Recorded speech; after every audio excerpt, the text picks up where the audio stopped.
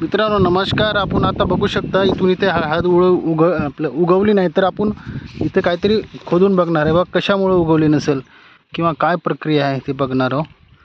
ठीक आहे. इथं लेट पाणी आहे आणि दुसरी गोष्ट म्हणजे बघा हे कंद सड झालेली आहे. याच्यात कंद सडलेले आहेत बघा. याच्यात अळी झालेली आहे तयार बघू शकतो आता. ठीक आहे. याला आपण कट करून हे करूया. तर इकडं बघू शकतो काय इकडं पण हळद दिसत नाही हळद.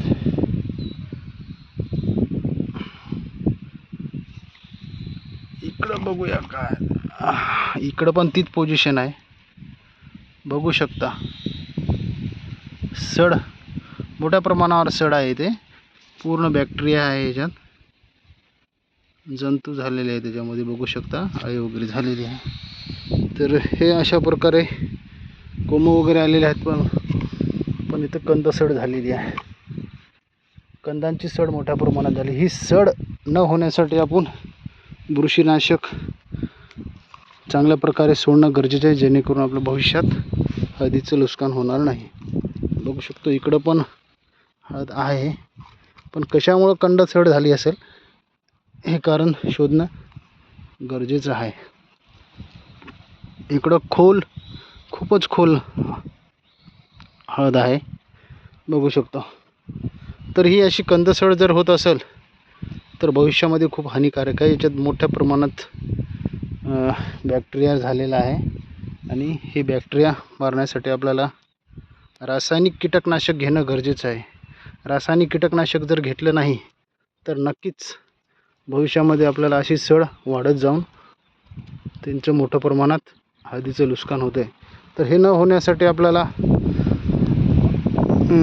ब्लू कॉपर मेटारॅक्झिल किंवा कार्बनडन मेन्कोझेब वगैरे रिडोमिडिल गोल्ड हे अशा औषधीचा वापर करणं गरजेचं आहे, जेणेकरून आपल्याला ती सड पूर्णपणे थांबवता आली पाहिजे. सड जर अशीच जर राहिली तर भविष्यामध्ये फार मोठ्या प्रमाणात हानी होऊन आपला प्लॉट उद्ध्वस्त होऊ शकतो. आणि असे उद्ध्वस्त प्लॉट आजकाल या शेतीसाठी परवडेबल नाही आहे. तर बघू शकता इथं पण हळदचं जर नाही आहे तर बहुतेक सड वगैरे लागली असावी किंवा खूप खोल गेली असावी. तर अशा प्रकारे आपल्याला हे या व्हिडिओच्या माध्यमातून मी तुम्हाला प्रात्यक्षिक करून दाखवलं आहे. तर आपण चॅनलवर नवीन असाल तर व्हिडिओला लाईक करा, शेअर करा आणि जुने असाल तर नक्कीच व्हिडिओ कसा वाटला कॉमेंट करा आणि जास्तीत जास्त लोकांपर्यंत ही माहिती पोहोचवा, जेणेकरून आपल्याला नवीन माहिती इतर ग्रुपवर टाकता येईल आणि शेअर करता येईल.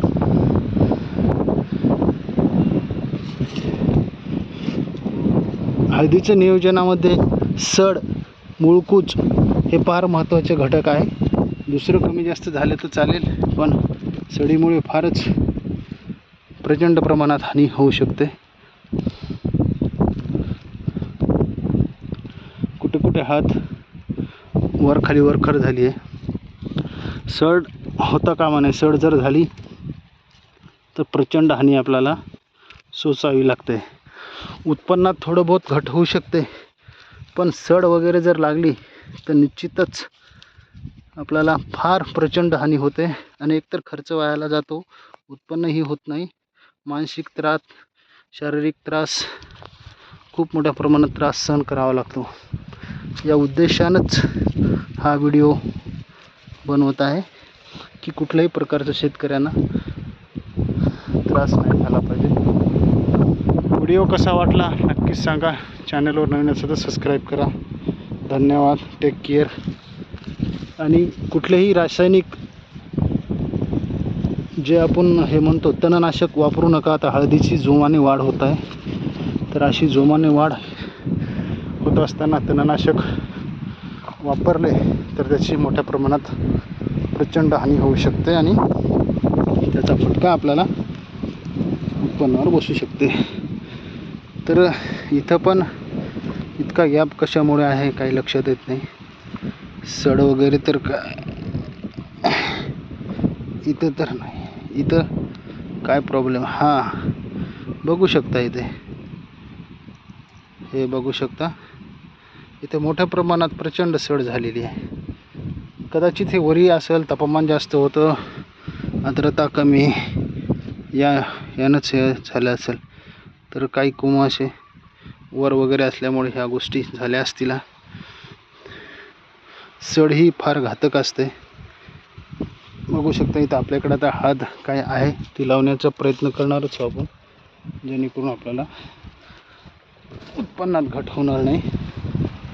एक आपला उद्देश आहे. बघू शकता, अरे बापरे, प्रचंड सड झालेली आहे. हे बघू शकता, याच्यामध्ये वास, भरपूर प्रमाणात वास येत आहे. अशी सड जर होत असेल तर ही हानी शेतकऱ्याला भरून निघणारी नाही आहे. कदाचित रुनी वगैरे आहे काय, ते रुनी वगैरे तर काही नाही, फक्त सडीचं प्रमाण ते जास्त. एका दुका हे सड होत असते, याकडे आपल्याला लक्ष देणं गरजेचं असते. व्हिडिओ कसा वाटला नक्कीच पहा, चॅनलला सबस्क्राईब करा. जय हिंद, जय महाराष्ट्र.